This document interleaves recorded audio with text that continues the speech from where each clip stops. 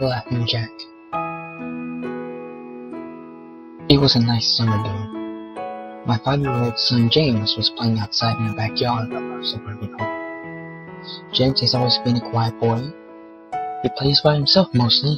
He never had many friends. But he has always had a wild imagination. I was in the kitchen feeding our dog Fido when I heard what sounded like James talking to someone in the backyard. I'm not sure who it was he could be talking to. Could he have finally made a friend? Being a single mom, it's hard for me to always keep an eye on my son, so I decided to go outside and check on him.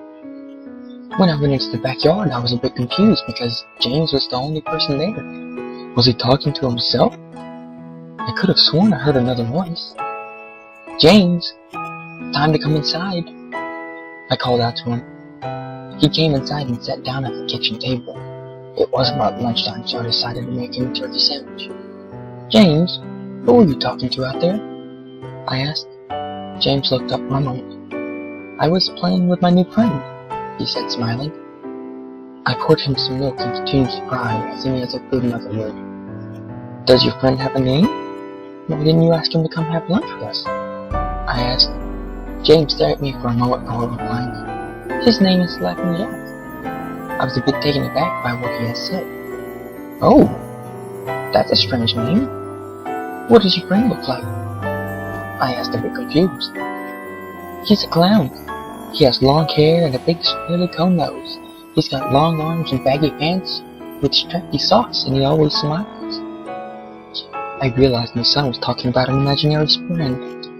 I suppose it's normal for kids his age to have imaginary friends, especially when he has no real kids to play with. It's probably just a phase.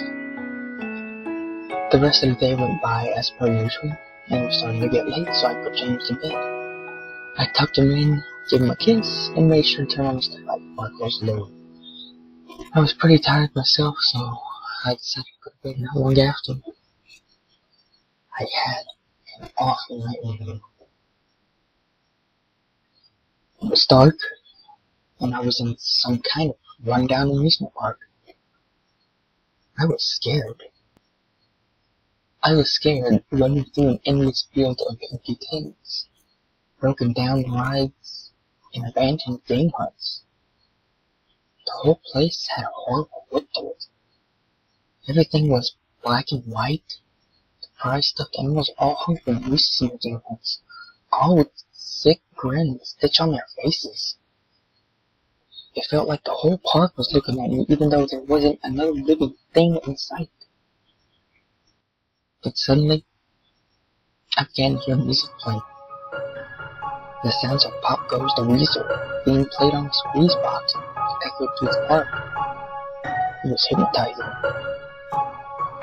I followed its tune to the circus tent almost in a trance, unable to stop my legs from moving forward. It was pitch black. The only light came from a single spotlight shining on the center of the big top. As I walked toward the light, the music slowed down, and I found myself singing along, unable to stop. All around the mulberry bush, the monkey chased the weasel. The monkey thought 'twas all in good fun. The music stopped right before its climax. And suddenly the lights shot on. The intensity of the lights was practically blinding. All I could see was a small dark silhouette. Then another one. And another. And another. There were dozens of them, and all coming toward me. I couldn't move. My legs were frozen. All I could do was watch as the haunted figures drew nearer. As they got closer, I could see they were children. As I looked at each one, I noticed they were all horribly disfigured and mutilated. Some had cuts all over their body. Others were severely burnt. And others were missing limbs, even eyes. The children enveloped me, clawing at my flesh, dragging me to the ground and tearing inside me. As the children tore me apart, and I fighted to fade away, all I could hear was laughter. Horrible, awful, evil laughter. I woke up the next morning in a cold sweat. After taking a few deep breaths, I looked over and saw that a few of James' action figures were positioned facing me on top of my nightstand. I sighed. James had probably woken up early and put these here. I gathered up the toys and made my way to James' room. However, when I opened the door, James was sound asleep. I just shrugged and placed the toys back into his toy box and headed out in the living room. A little while later, James woke up and I made him his breakfast. He was quiet and seemed a bit groggy. Perhaps he didn't sleep well either. And I decided to ask him about the toys. James, honey, did you put the toys in Mommy's room this morning? His eyes shot up at me for a moment, then quickly glanced down the back of his cereal. Laughing Jack did it. I rolled my eyes and responded, well, you tell Laughing Jack to keep the toys in your room. James nodded and finished up his breakfast, and then decided to go to play out in the backyard. I went to relax in the living room, and I must have dozed off because I woke up a couple hours later. Shit, I need to check up on James. I was a bit worried. It had been over 2 hours, and I hadn't checked on him. I went out and stepped in the backyard, but James wasn't there anymore. I was getting nervous, so I called out to him, James? James, where are you? Just then I heard a giggle come from the front yard. I rushed through the gate around the front of the house. James was sitting on the sidewalk. I breathed a sigh of relief and walked over to him. James, how many times have I told you to stay in the backyard? James? What are you eating? James looked up at me, then reached into his pocket and pulled out a handful of candies in all colors. This made me very nervous. James? Who gave you that candy? James stared at me and not speaking. James, please, tell Mom where you got that candy. James hung his head down and said, Laughing Jack gave it to me. My heart sunk. I kneeled down to look at him in the eye. James, I've had enough of this damn Laughing Jack thing. He is not real. Now this is a very serious situation, and I need to know who gave you the candy. I could see my son's eyes tear up. But Mama, Laughing Jack did give you the candy. I closed my eyes and took a deep breath. James had never lied to me, but what he was telling me was impossible. I make him spit out the candy, and I throw the rest away. James appears to be fine. Maybe I'm just overreacting after all. He could have gotten it from Tanya and Linda next door, or Mr. Walker down the street. Either way, I'm gonna have to keep a closer eye on James. That night, I put James to bed as usual, and decided to go to bed early myself. Suddenly, I woke up from a loud bang coming from the kitchen. I sprung out of bed and hurried downstairs. When I got to the kitchen, I was horrified. Everything on the counters had been thrown on the floor. And our dog, Fido, hung dead in the light fixture. His stomach was cut open and stuffed with candy.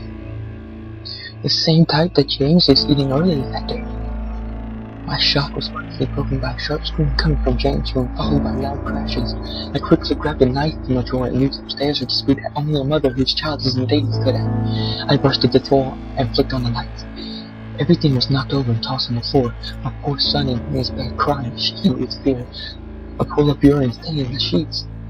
I scooped my child up and ran out of the house and went to the next door to Tom and Linda's house. Luckily, they were still awake. They let me use their phone and I called the police. It didn't take them long to arrive, and I explained what had happened. They looked at me as if I was crazy. We searched the house, but all they found was a dead dog and 2 trash rooms. The officer told me that someone had probably gotten into the house and done this right before making a quick escape when they heard me coming up the stairs. I knew it wasn't true. All the doors were locked and none of the windows were open. Whatever was in my house did not come from outside. The next day, James stayed inside. I didn't want him to leave my sight. I went into the garage and found his old baby monitor and set it up in his room. If anything comes into his room tonight, I was going to be able to hear it. I went into the kitchen and grabbed the largest knife from the drawer and put it on my nightstand. Imaginary friend or not, I'm not letting anything hurt my little boy. Soon enough, night came. I put James to bed. He was afraid, but I promised him that I wasn't gonna let anything happen to him. I tucked him in, gave him a kiss, and turned on the nightlight. Of course, in the door, I whispered to him, "Good night, James.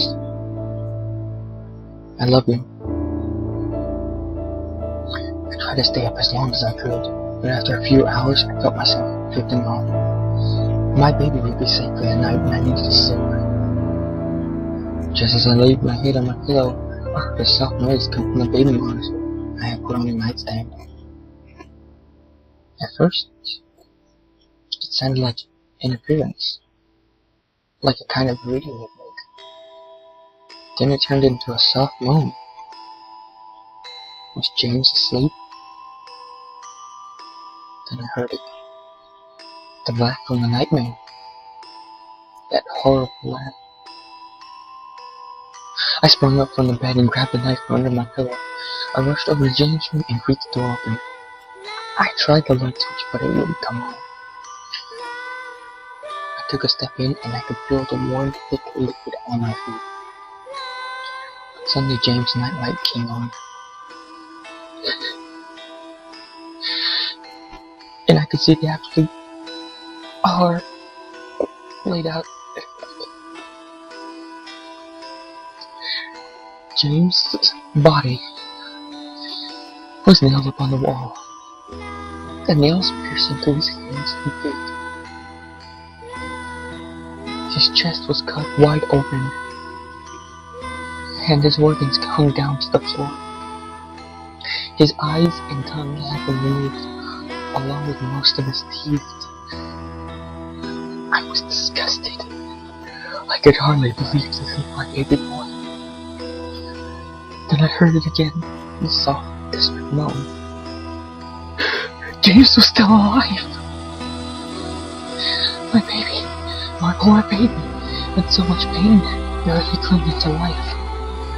I ran across the room and vomited on the floor, but my sickness was interrupted by a horrible cackle from the line. I spun around while still wiping the bile from the mouth. Then out of the shadows emerged the being responsible for all this harm. Laughing Jack. His ghost white skin, black hair, hung down to his shoulders. He had piercing white eyes surrounded by dark black rings. His twisted smile revealed a row of sharp, jagged teeth, and his skin didn't look like skin at all. It almost looked like rubber or plastic.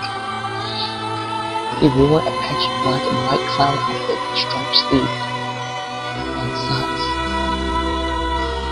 His body itself was grotesque, his long arms hanging down past his waist, and the way he was poised made him look almost boneless, like a rag doll. He let out a sickening laugh as to let me know he was pleased with my reaction to his work. He then turned around slowly in front of James and began to laugh, even more at the horrific sight he had laid out. This was enough to shake me from my terror. I snapped, "Get away from him, you bastard!" I rushed at the monster, raising the knife above my head and stabbed down at him. But as soon as I touched him, he disappeared in a cloud of black smoke. The black knife passed right through, and here's James still reading hurt, splashing the blood on my face. No. What have I done? My baby. I killed my baby. I immediately fell to my knees, and I could hear sirens in the distance, running louder. My boy. My sweet baby boy. I promised Mom I would protect you, but I failed. I'm sorry, James. I'm so sorry. Police soon arrived to find me in front of my son, still wielding a knife covered in my baby's blood. The trial was short. Insanity. I was placed in the frivolous house with equivalent insanity, where I have been for more than the past 2 months. It's not so bad here. But the only reason I'm awake now is because someone is playing Pop Goes the Weasel outside my window. I'll talk to the orderlies about it in the morning.